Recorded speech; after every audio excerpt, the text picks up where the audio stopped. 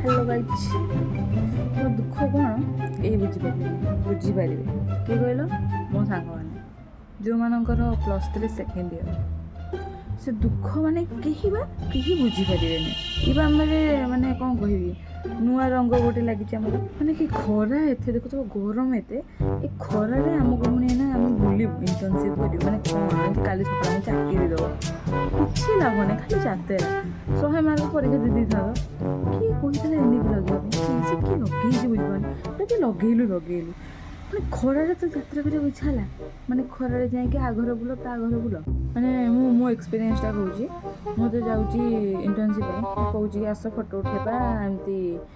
କରିବାର ଅଛି କଲେଜରୁ ଆସିଛି ସର୍ଭେ କରିବାର ଅଛି ମୋତେ କହୁଛନ୍ତି ତୁମକୁ କ'ଣ ପଇସା ମିଳିବ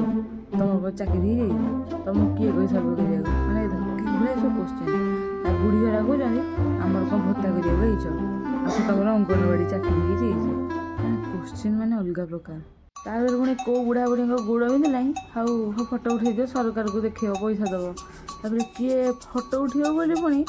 ଶାଢ଼ୀ ପିନ୍ଧିକି ଆଇଲେ ଗଭର୍ଣ୍ଣମେଣ୍ଟକୁ ପୁରା ଫଟୋ ଆସିବ ମାନେ ତାଙ୍କୁ ସବୁ ଦେଖିଲା ସବୁ ମୋତେ ଲାଗୁଛି ପୁଣି ତାର ଯେଉଁ ଲୋକଟେ ମୋତେ ଆସି ପଚାରୁଛି ଆପଣ କ'ଣ ପାଇଁ ଆସିଛନ୍ତି ମୁଁ ବି ଆସୁଛି ସେ ମୋତେ ଆପଣ ମାନେ କହୁଛି ମାନେ କ'ଣ ମୁଁ ଚାକିରି ବାକିରି ଗୋଟେ କରୁଛି ସେଇଥିପାଇଁ ବା କହିଲି ଦୁଃଖ ମୋର କେହି ବୁଝିପାରିବେନି ସେଇମାନେ ବୁଝିବେ ଯେଉଁମାନେ +3 ସେକେଣ୍ଡ ଇୟର୍ କାହିଁକିନା ଖରାରେ ଡେଲି ଦୌଡ଼ୁଥିବେ ଇଣ୍ଟର୍ନସିପ୍ ନା ମାନେ ମାର୍କ 100 ମାର୍କ 100ରୁ ବି ଯଦି 70 ଦେଇଦେବେ ମହାନ ସେତିକି ଦେବେ ବି ନାହିଁ ମୁଁ ଜାଣି ଖାଲି ଯାତ୍ରା ଛଡ଼ା କିଛି ନାହିଁ ପୁରା ଫାଲତୁ ଯେତିକି ସବୁ ନୂଆ ନୀତି ସବୁ ଆମରି ଉପରେ ଆପ୍ଲାଏ ଏକ୍ସପେରିମେଣ୍ଟ ବ୍ୟାଚ୍ ଆମେ ନା ସେଥିପାଇଁ ଛାଡ଼ ଡେରି ହେଲା ଚାଲ ଇଣ୍ଟର୍ନସିପ୍ ଯିବା ଟାଟା।